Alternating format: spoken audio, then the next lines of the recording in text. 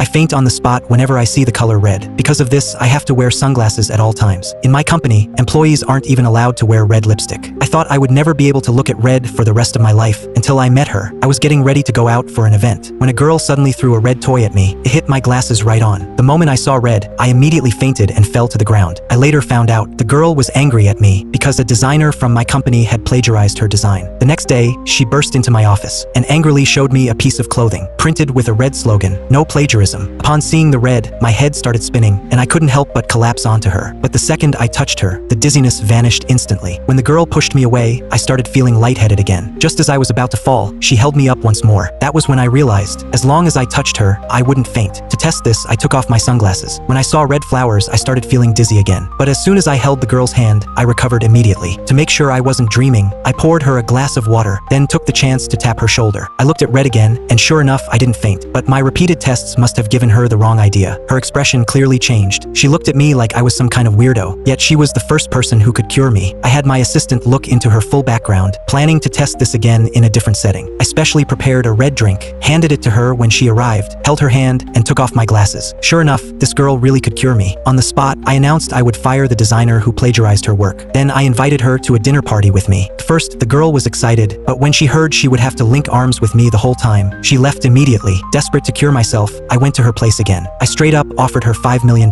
but she still turned me down. It wasn't until I invited her idol that she finally agreed to my request and accompanied me to the dinner party. But we'd only taken a couple of steps when the crowd separated us. The moment I was away from her, my head began to spin violently. To make it worse, red streamers were falling from above. Just as I was about to pass out, the girl pushed through the crowd and hugged me. But in that moment, I realized she might be able to do more for me than just cure my fear of red.